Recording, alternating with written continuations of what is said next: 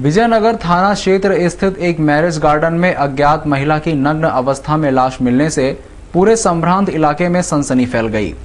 हत्यारे इतने क्रूर थे कि महिला के गुप्तांग में उन्होंने पानी का पाइप फंसा दिया और पहचान छुपाने के लिए महिला का सिर पत्थर से कुचल दिया।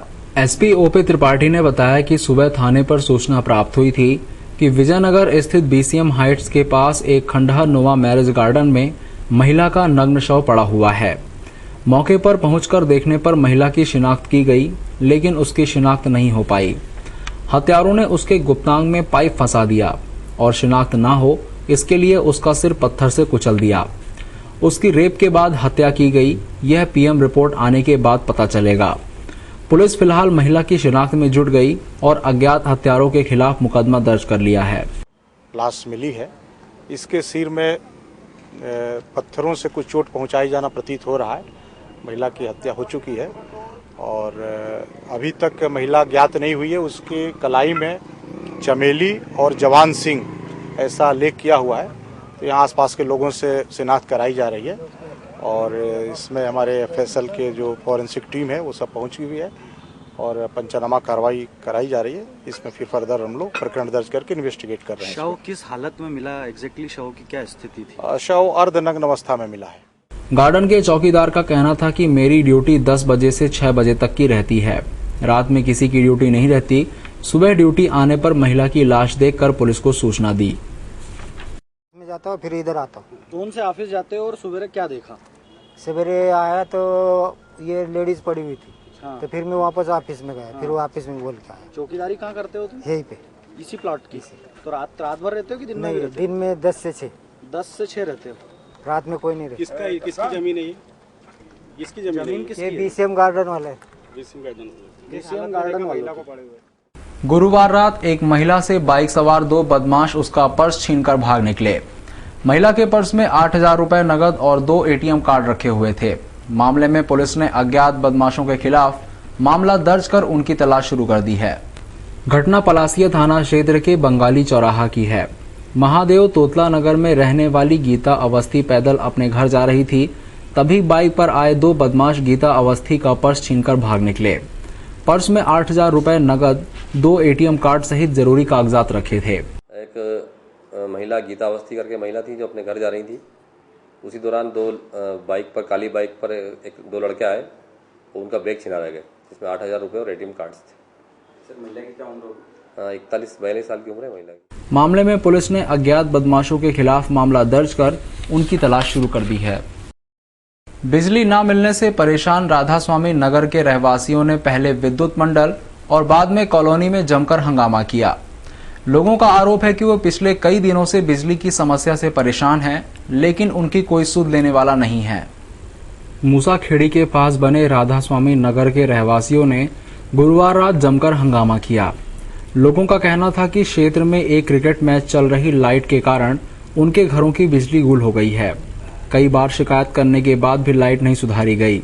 इस बात से नाराज लोगों ने विद्युत मंडल डेली कॉलेज जोन पर घेराव किया और हंगामा किया। शाम को 5 बजे से लाइट बंद है और 3 दिन से शाम को लाइट चले जाती है। क्या कारण है इसका जाने का? इसका कारण तो पावर हाउस वाले जाने क्या कारण है। जब 3 दिन से ये लगातार टूर्नामेंट हो रहा है और यहाँ की लाइन काट के, कॉलोनी की लाइन को काट कर ये इनको टूर्नामेंट अवैध रूप से जो लाइट लेके इसको संचालित कर रहे हैं। उसमें एक अधिकारी तिवारी करके है जो इनकी समाज का जो इनकी समाज से कहीं कनेक्ट होगा, तो उन्हें उसको ओबलाइज करने के लिए ये नमूना।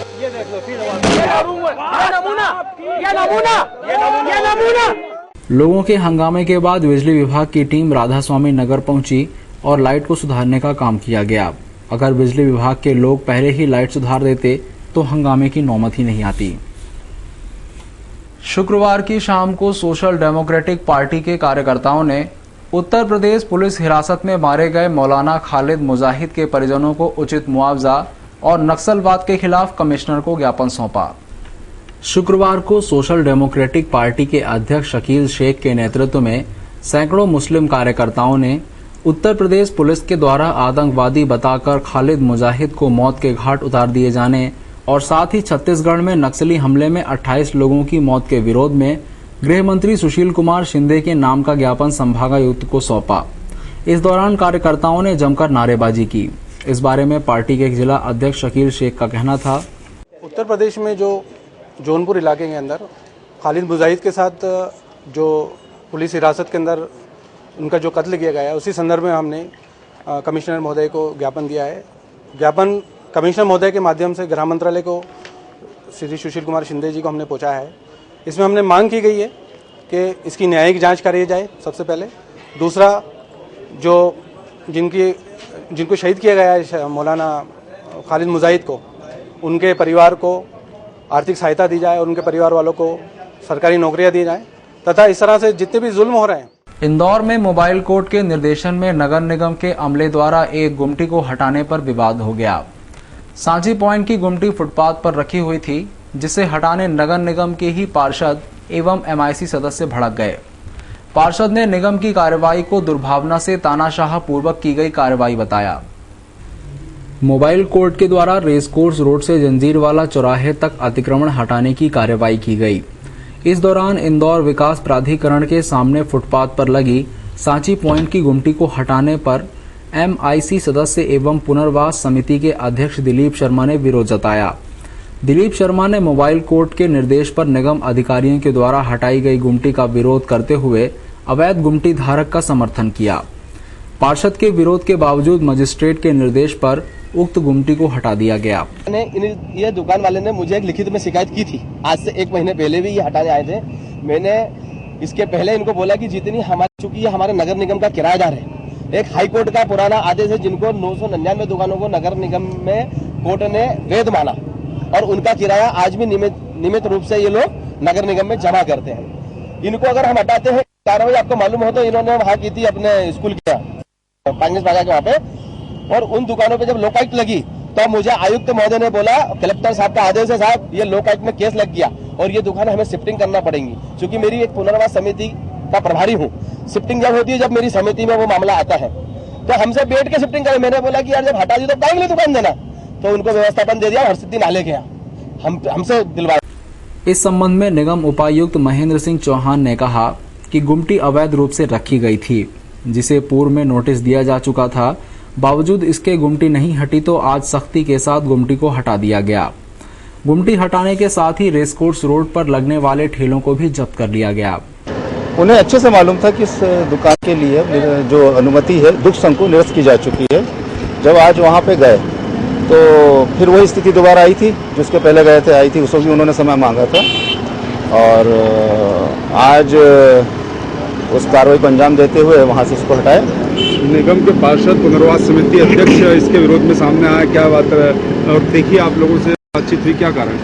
हाँ, पुनर्वास समिति के जो अध्यक्ष हैं वो आए थे और उन्होंने आकर के उस बात का जो हम लोग जो कार्रवाई कर रहे थे उसके बारे में उन्होंने हमसे सवाल जवाब किए हैं। देखिए, ये जो पूरी कार्रवाई है, ये कार्रवाई मोबाइल कोर्ट मजिस्ट्रेट जो है उनके नियंत्रण में, उनके निर्देशन में, उनके अधिकार क्षेत्र में हो रही है। वर्तमान स्थिति में मैं और निगम के दूसरे जो अधिकारी हैं या नगर निगम का जो दूसरा अमला है, साथ में जो पुलिस का ये दल चल रहा है, ये माननीय मजिस्ट्रेट साहब के नियंत्रण में से चल रहा है, उनके निर्देशन में काम करने के लिए चल रहा है।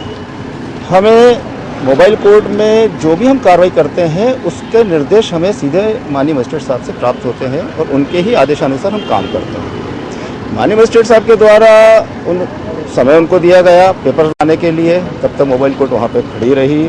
उसके बाद वो अपने पेपर्स लेकर के आए, जो कागज़ थे वो उन्होंने बताने के बाद मोबाइल कोर्ट मजिस्ट्रेट साहब ने मार्केट के जो अधिकारी हैं उन्होंने उनसे इस बारे में डिस्कस किया और उस परिणाम पे पहुँचे हैं कि अब वो जो सांची पॉइंट रखा था वो अवैध था, उसको वहाँ से हटा दिया जाए। उसके बाद उनके आदेश हुए और उसको प्लेबैक सिंगर शब्बीर कुमार ने गुरुवार रात शहर में अपनी आवाज का जादू बिखेरा। शब्बीर कुमार को सुनने बड़ी संख्या में उनके फैंस मौजूद थे। इस मौके पर शब्बीर कुमार ने अपने कई गीतों की प्रस्तुति दी। कार्यक्रम का आयोजन संस्था आस्था द्वारा संगीत कला अकादमी स्कीम नंबर 78 में किया गया था, जहां शब्बीर कुमार ने एक के बाद एक कई गीत गाए।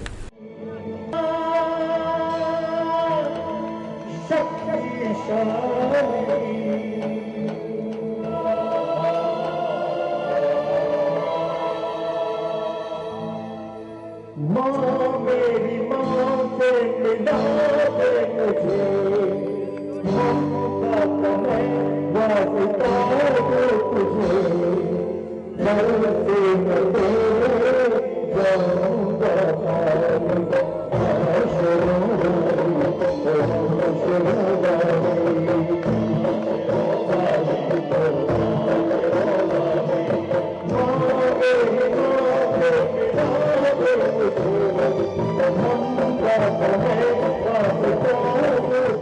शब्बीर कुमार को सुनने बड़ी संख्या में युवा फैंस पहुंचे थे, जो शब्बीर कुमार के गीतों पर जमकर झूमे।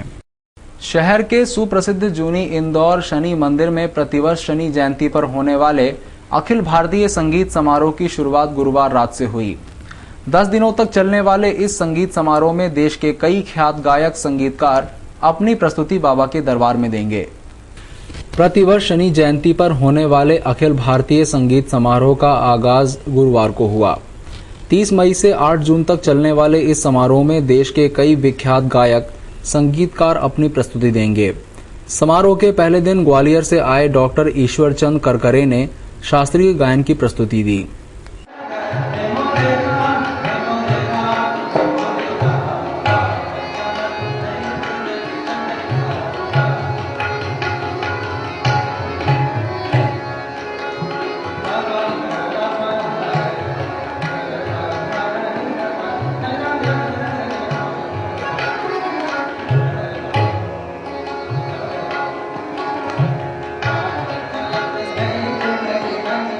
इस मौके पर बड़ी संख्या में संगीत प्रेमी श्रोता उपस्थित थे।